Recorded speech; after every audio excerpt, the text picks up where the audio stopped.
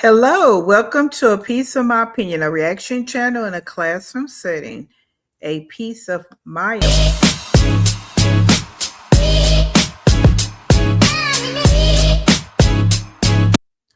Please remember, reaction channels are about you. So if you peeping and creeping over here, don't start seeping. They're not for you. All right. You might just want to sit back, take in a little bit of the commentary. Okay, and just digest it because it's not about being malicious. It's just my opinions, my commentary, my judgment. So don't take it personal. Take the bitter with the sweet. When you come in here, please hit that like button. Subscribe if you have not. Hit that hype button and leave some comments. We do educated comments over here, opinions and judgments. Let's get the interaction going. Let's go.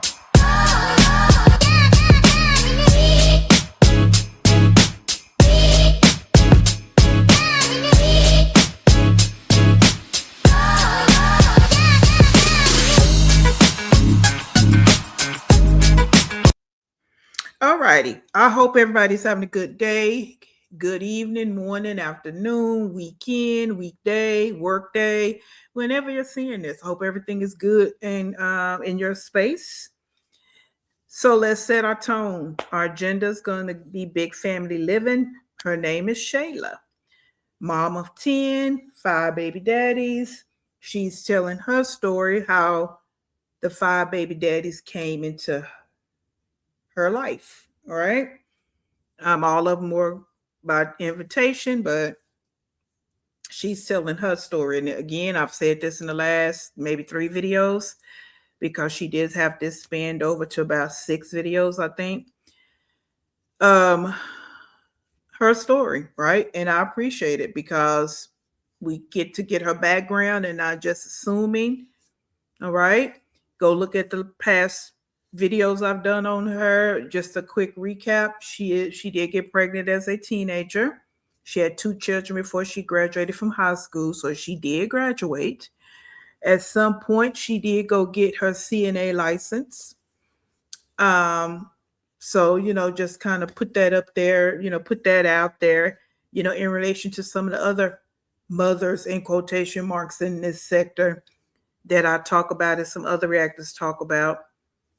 Some we know they don't have their high school diploma. We know they ain't even finished middle school. Others we speculate, right? And some we know went to college, but what the hell is going on now? But that's neither here nor there. We're not talking about them. So just for that comparison's sake, and there's others that we just don't know. So again, she's telling her story, whatever whatever that might be, whatever she wants to share, but she's giving us a background. Now, after listening so far, because I am going to, like I stated, I am incorporating her over here.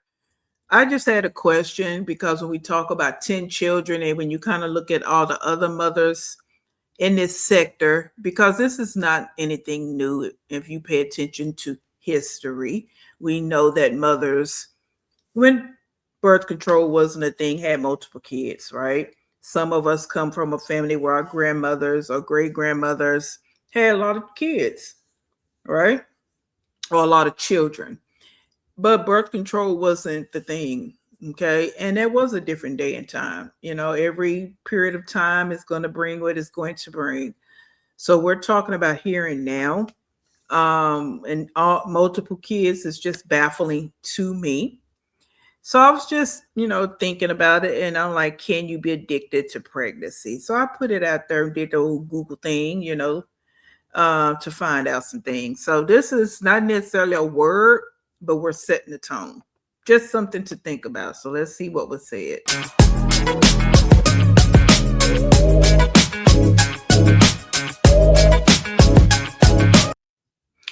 So a couple of things I picked out was based on that question, can pregnancy be addictive or be an addiction? And they said it's not, psychologists say it's not quite so simple, even though it's a simple question. But some women may like pregnancy feeling a little too much, the feeling a little too much, often driven to rapidly reproduce out of insecurity, a craving for attention, or feelings of abandonment by their own parents. And again, this is not some big revelation. I think some of us have already come to that conclusion about why, some women have children, multiple children. But I just like to put it here on the screen so we can kind of tie it into what we're talking about and again have conversations about it.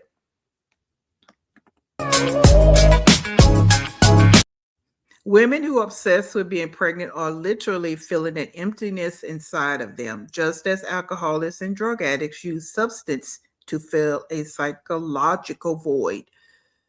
Beverly Hills psychiatrist Carol Lieberman, MD. Um, and like I've said before, I'm not a psychologist, sociologist.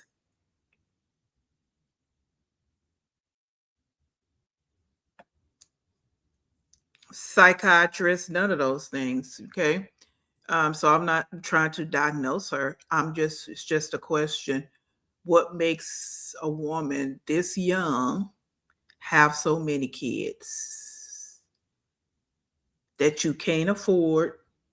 And that's mentally, financially, physically, because mentally, we've already said I'm not gonna get on that soapbox. So it's just a question, and it's something to think about. When we're thinking about the women in this sector with multiple kids.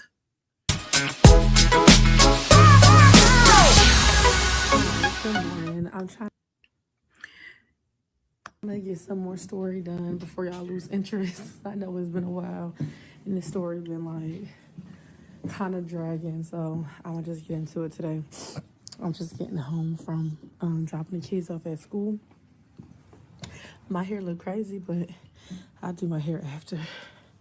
All right, so I get pregnant, and all right, so after I get pregnant, I tell him I'm pregnant, and I'm just like, I told him I was pregnant, and his reaction was like, first of all, he didn't have no kids, okay? So infatuated with each other at the time, like it just, and we were drinking all the time, like we just. Now, birth control is not being used. And again, I wonder if it's even a conversation on both ends, not just her, not just her. Because as she just stated, he didn't have any children. So we're up to baby daddy number five, four, four. I think we're up to baby daddy number four.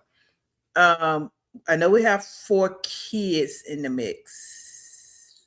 I'm losing track. Two, one, two. I think we're up to baby number five. Yeah, we're up to baby number five, and I think this is baby daddy number four. Okay. So birth control was just not a conversation. That's what we did. We hung out, we had drinks. We hung out, we had drinks. And we would do this every weekend, or at least every other weekend.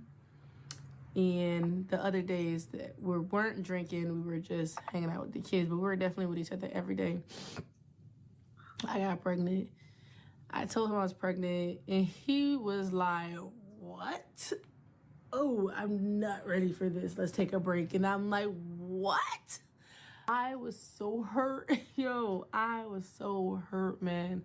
He's like, I think as soon as I tell him I'm pregnant, like that same day, he's like, I think we should take a break. And I'm like, wow, cool. Like, and this is like the first time I ever like physically felt hurt.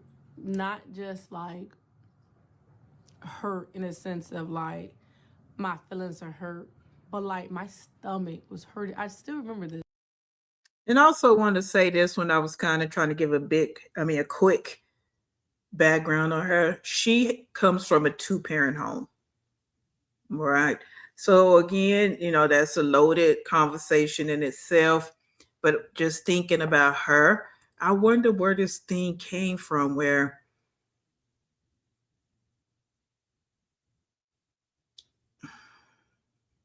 yeah, the men and the men and the babies back to back. Like it was yesterday. Like, my stomach was hurting so bad. It felt like grief. It felt like grief. Like my stomach was in knots all day. I was just choking back tears all day.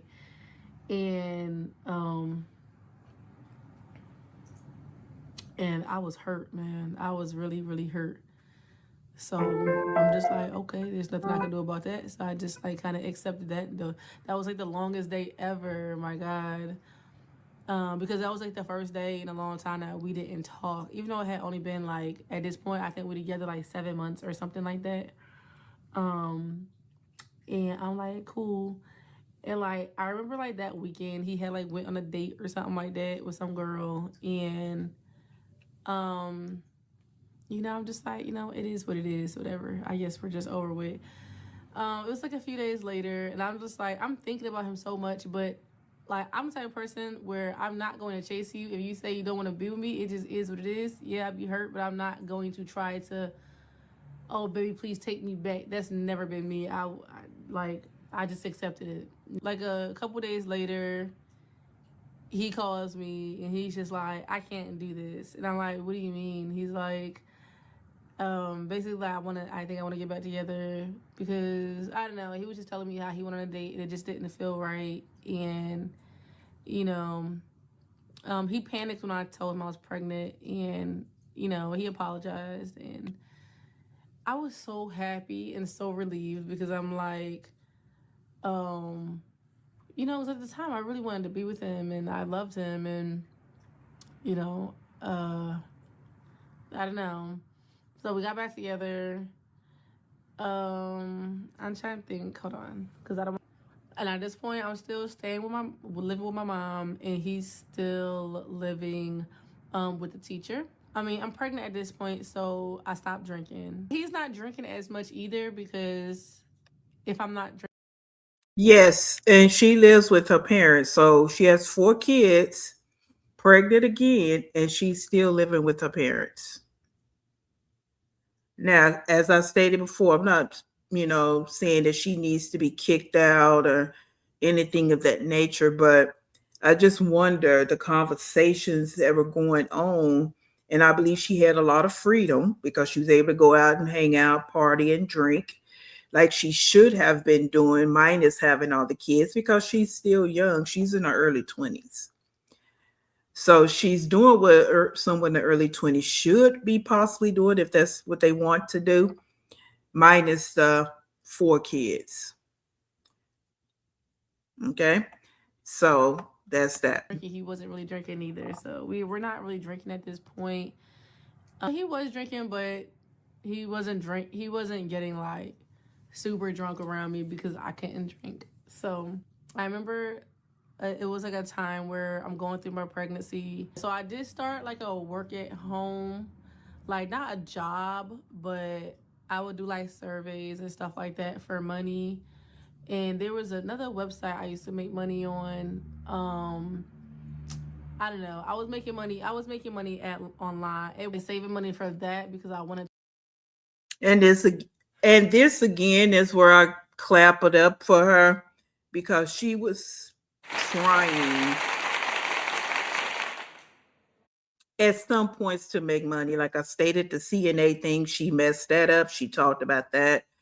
The online thing, she attempted to do something, in comparison to the other women, okay, in this sector. So that's who I'm comparing it to. To move out, and I had never lived on my own before, but I really, at the time, we wanted to move in together and get our first apartment together. So we was working towards that. He was working, saving money. I was working from home and saving money.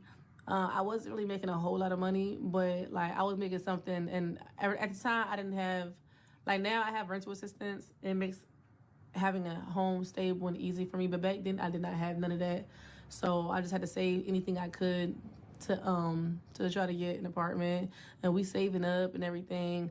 And um and I'm like a few months into my pregnancy at this point. We go to the doctor and they do the ultrasound. We want to see if it's a boy or girl.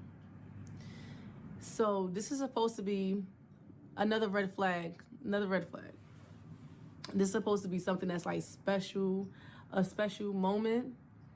Like when I tell you there was so many moments that was supposed to be like a special moment that it turned into like a not special moment. So we go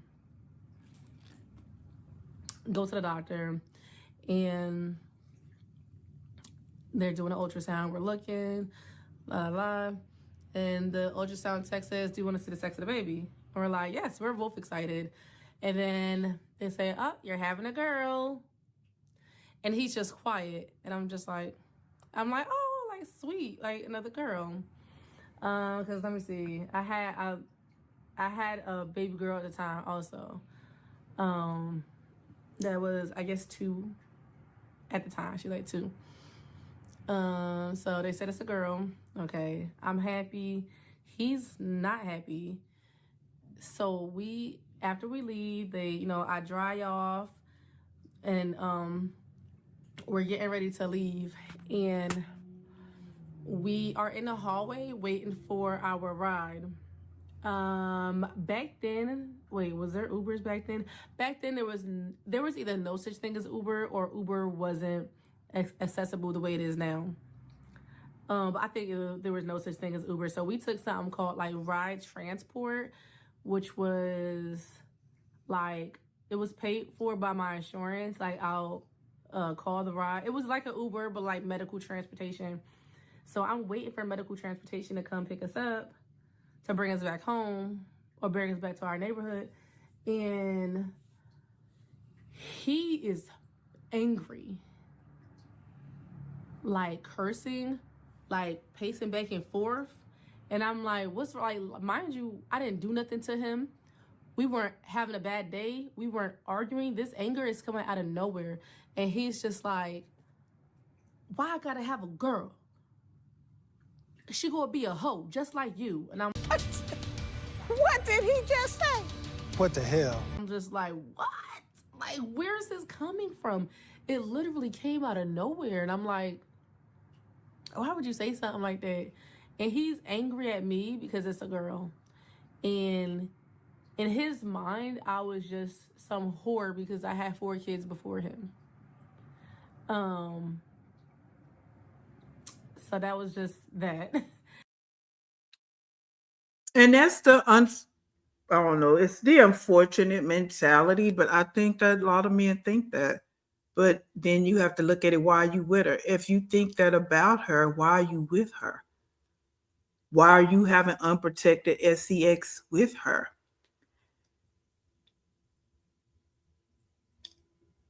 That's wild, right? It's wild. Let's proceed. And I don't know, it just, the way he kind of describes from his point of view why he treated me the way he did. From his point of view, he said he was trying to mold me or make me be a person that fit in his image. And he said I wasn't that. And he was trying to beat that into me. That's how he described it one time. And then he said that's why he stopped hitting me, because he did stop hitting me at one point. When we I'll get to that later. But whatever. So that was just messed up. It was a messed up moment. I agree. Very, very messed up. And again, that's another loaded conversation when we're talking about DV and all of that. But that is so. It's sad that someone will have a mentality to stick around for that, right? When a person is kind of being honest. Well, I don't know if he told us after everything or while it was going on. So, yeah. Yes, I guess that's another question too, because she was with this guy the longest. So I don't know if he told her this in the moment or after everything happened. For him to be angry at me, and then of course I'm just sad the rest of the day because I'm like, wow, like a moment that, and honestly, if I asked him about this, because that's the one thing I never did. I never threw back in his face the messed up things he did to me. So I think half the things, like if you ask him today, I don't have contact with him, but if I ask him today, or if he ever sees his videos, I know he's gonna come across my videos. He will, and he will be seeing this. I bet he does not even remember half the stuff that he's done to me. I bet he doesn't, because, like I said, like I never threw nothing in his face. I never talked about it afterwards. Even though he used to do that to me all the time. He used to do that to me all the time. My ex too. Um, my baby says waking up, they sleep. But yeah, I'm just like, that's real messed up. A few more weeks go by. We're still, he's being abusive, but he's not like he not hitting me all the time, but he is hitting me while I'm pregnant, choking me while I'm pregnant when he get mad at me. The abuse is like very mid. And I know that sounds like, what? That's a bad, like, mid. But the abuse was mid compared to how it unfolds down the line. A little choke here, a little shove there, but being a little mean. But for the most part, we were happy. This is she's a classic story of DV, women that have went through DV. Just listen to how she's talking. And she doesn't get into her, at least in this video so far. She talks about her parents, but not their relationship. So I wonder again, just with her, what made her, first of all, with having all the babies so young, and stick and no,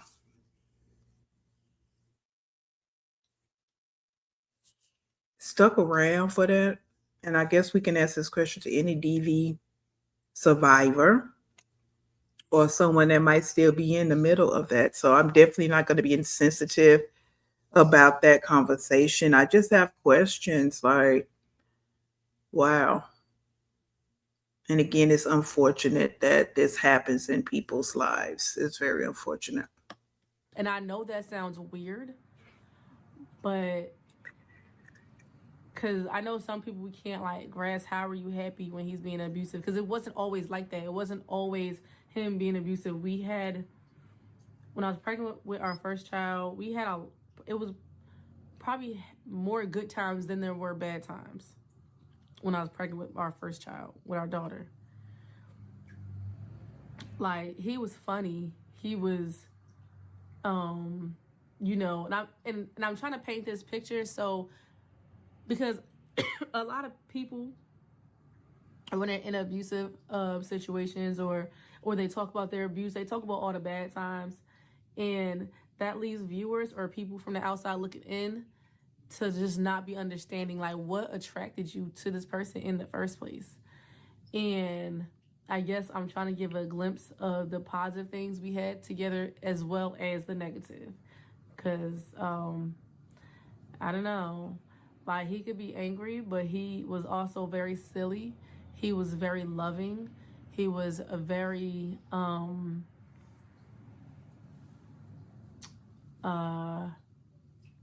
he was like a jokester, always joking around. He just had a very like fun type of personality outside the monster that he also could become. It was almost like he had two sides to him.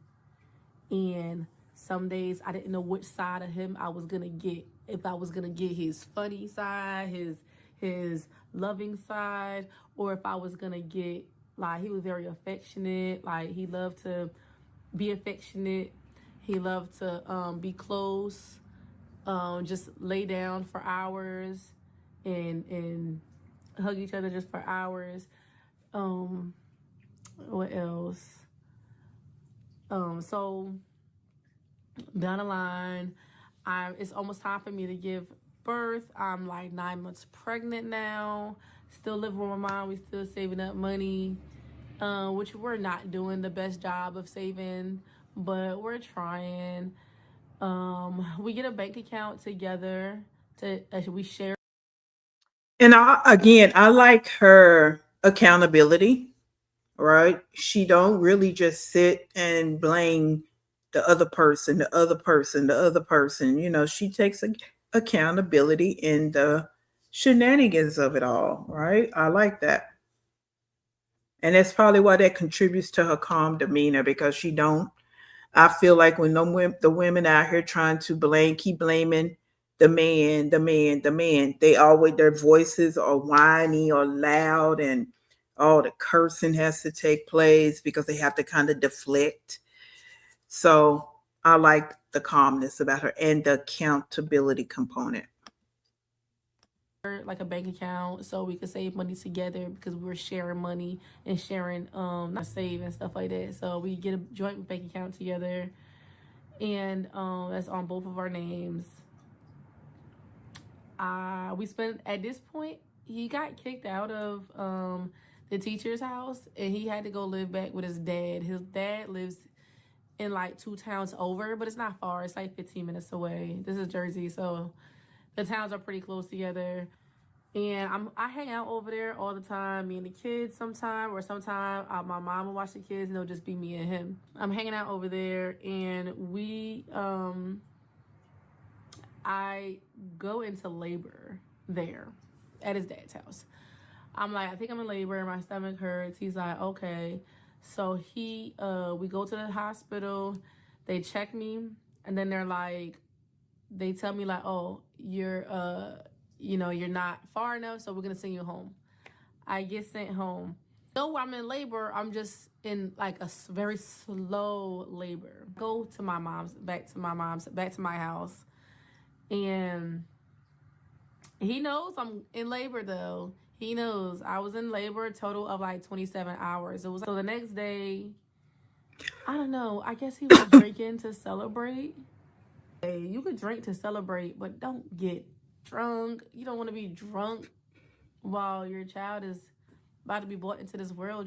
I go to the hospital, and I'm telling him to meet me there. So he brings his best friend with him. He brings Marcus with him. I mean, at the time, I don't really mind, but I do think it's weird that he brought his best friend with him, and his best friend is kind of sharing this moment that should have been our moment. I do look back and wish I would have spoke up a little bit more. Yeah, I mean, I understand maybe bringing a friend, but the friend staying out in the waiting area. But it seems like this guy, he's immature anyway. He has immature mentality, which, being in his early 20s, it kind of is par for the core, right? Par for the core. Or like, why is your best friend here? It's supposed to be a moment for me and you, but it's me, you, and Marcus. Why is Marcus here? I didn't have anything against Marcus. I liked Marcus. Marcus used to, I don't know if I said this in other videos, but Marcus used to pick me up after Jonathan had beat me bloody. And then I would call Marcus, and he would be the one to pick me up and take me to the hospital. Or pick me up and bring me somewhere. Pick me up and take me to safety. I used to call him all the time to come pick me up because his best friend did something. And he used to always pick me up. He was there for me at the time. So, I'm trying to think. Oof, shit. I swear, I'm gonna have to edit so much of this out. But I'm gonna have to watch this whole thing and edit all the thinking what's going on. I'm gonna edit so much of this out.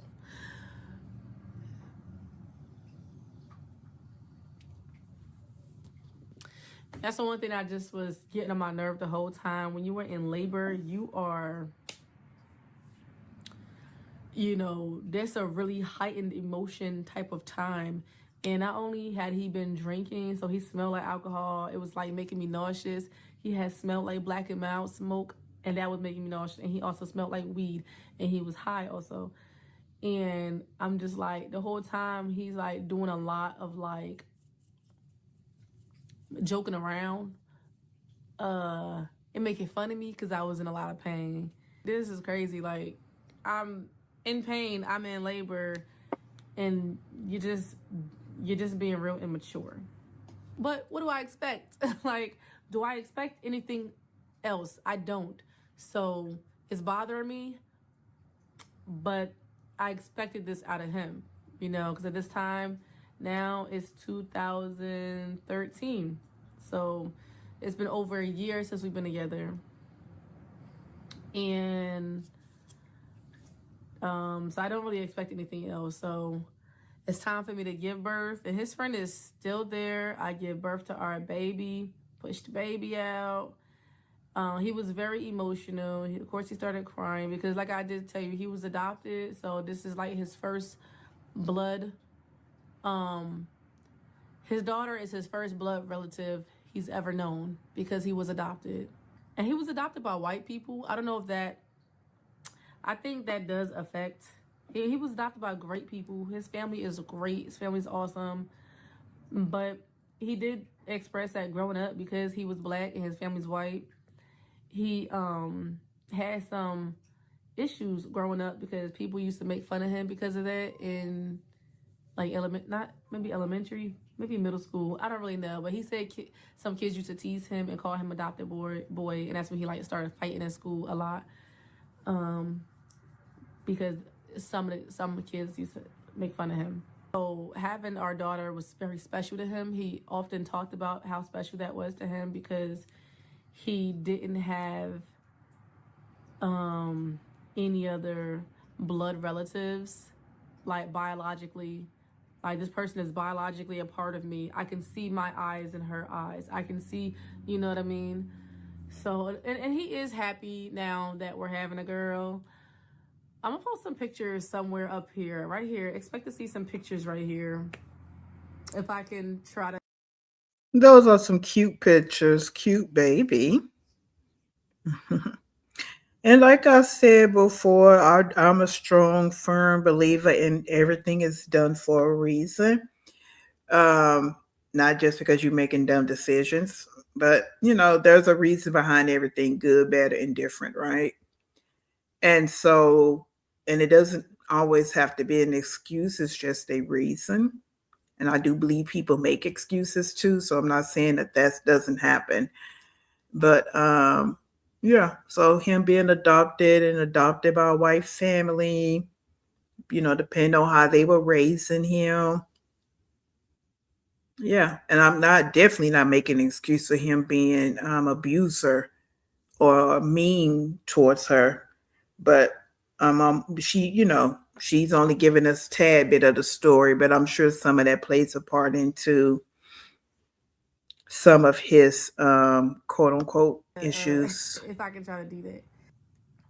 Yeah, so his friend is in the room while I'm pushing and everything, watches me give birth. We have an old school camcorder where he's recording the birth, which I'm mad that somebody actually stole that camera from me. And my tape was in there. So I actually lost the birth of my daughter hanging around the wrong. I know who stole it too, because I had somebody around me I shouldn't have had around me. And he ended up stealing my camcorder and the birth of my daughter, which he probably threw it away. I never talked to him again after that. But that's beside the point. Birth, we're in the hospital. His friend does leave and goes home because he can't spend the night with us. Only my kid's father can spend the night with us. So I'm in, like, this is like I had just given birth a few hours ago. I mean, this is only a few hours, maybe 6 hours after I give birth. I didn't have a smartphone or nothing like that. Smartphones weren't, I mean, if they were popular, I didn't have one. So I did a lot of journaling. I did a lot of diary writing. I used to love to write in a diary. I used to love to write like my feelings down in like a notebook. I've always had diaries growing up. I still have notebooks. I love notebooks. I don't know. There's just something about phones and stuff like that, keeping everything on a phone, that I just don't like. Like, I like having my thoughts down on paper. I still love to write on paper, and have like, maybe not, I don't really write in a diary no more right now, but I do write lists, my goals, stuff like that. Like,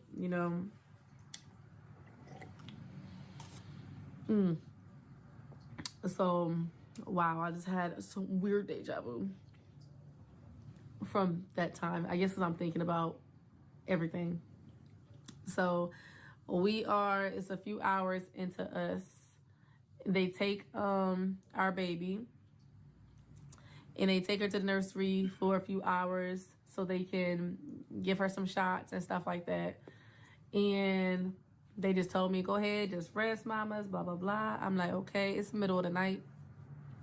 So it's like night shift. And, oh, hello, baby. All right, so I had to make me some more coffee. And my daughter had walked in, so I always stop when somebody walks in. But I'm in the bathroom trying to like clean off a little bit. Like I got the little squeegee thing, and not squeegee. What's it called? The little bottle, the Perry bottle where you squirt to clean off and stuff like that. So I'm in the bathroom trying to cleaning myself, fix myself up. When I come out the bathroom, he is reading my diary. And immediately I'm like, whoa, buddy, like that's personal. Like I know we've been together a year, but like over a year, but like boundaries, dude. Like we still like there should be, because it was an old diary that I had a lot of things in the diary from before I met him. I didn't want him reading that. I honestly don't know why I brought that with me. It was just, that was my diary, and I was still writing in that same journal for a few years, but it was like still stuff in there he didn't need to be reading. Maybe I just shouldn't brought it with me. But it was like in my bag that he was going through. Maybe he was looking for something, I don't really know. But he's reading it. And immediately I'm like, oh no, I'm like, give that back to me. So I try to like take it from him, and I'm snatching it back. Like, that this is personal. Like, why are you reading my diary? And I'm like telling him it doesn't even have, like, this is old, the old diary. So I'm trying to snatch it back. And I do snatch it back, and he snatches it back from me. And I'm like, he like takes me and like slams me on the bed and then on the floor. So mind you, I had just given birth. Me and him are on the floor wrestling.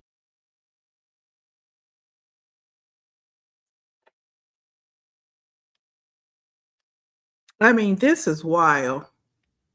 Could you just envision someone and they just had a baby? Like his maturity level, his anger issues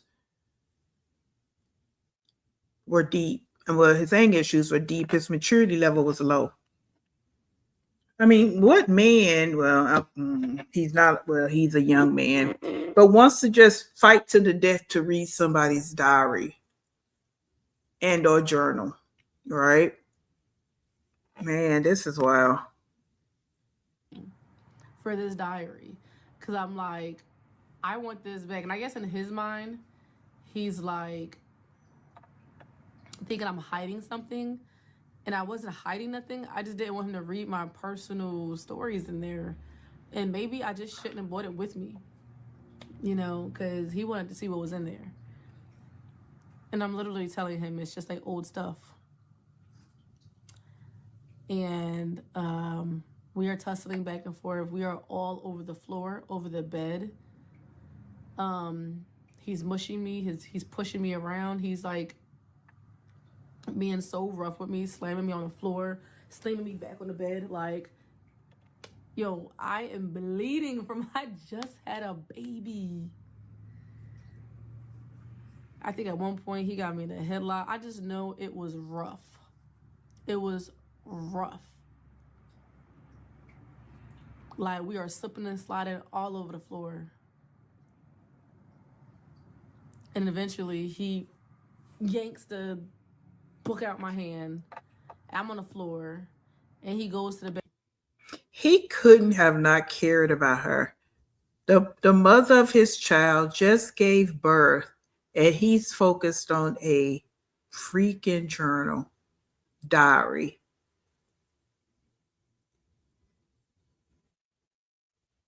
Bathroom, like, nah, give it to me. He goes to the bathroom and reads the whole thing, like locks himself in the bathroom, reads the whole thing. Comes out pissed because of what he's seen, and the memory ends there. I don't remember what happened after that. It must not have been nothing that important because I don't remember it. So, yeah, that was the start of things. A few months later,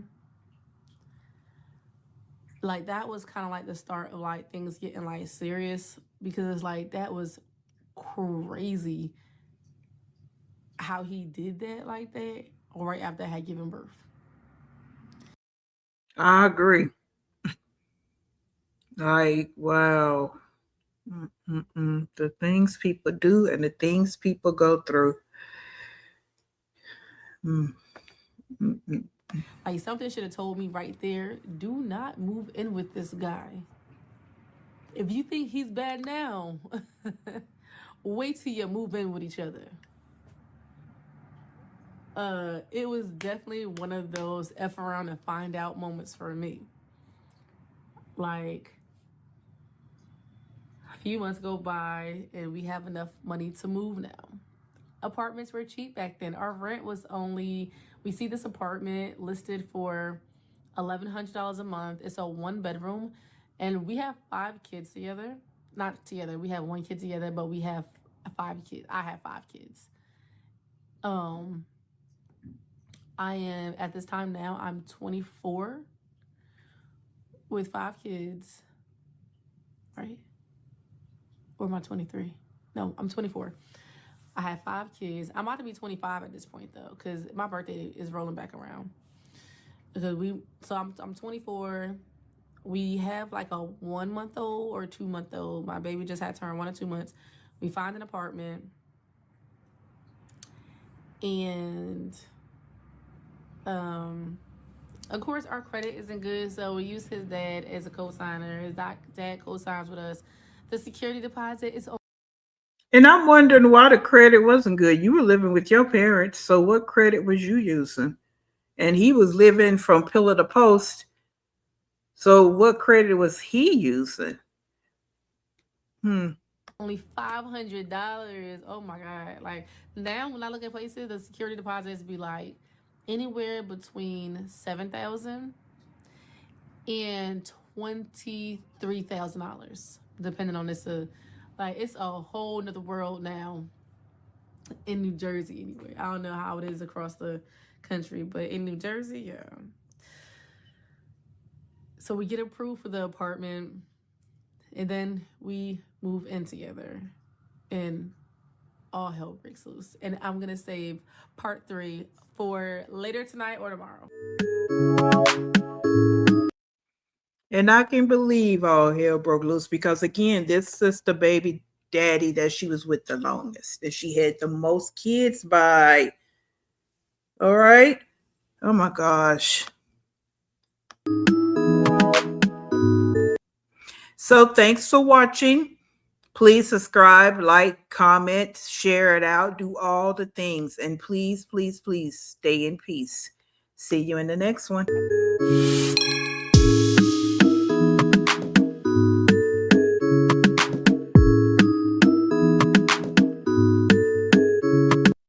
And yes, we're going to continue her story.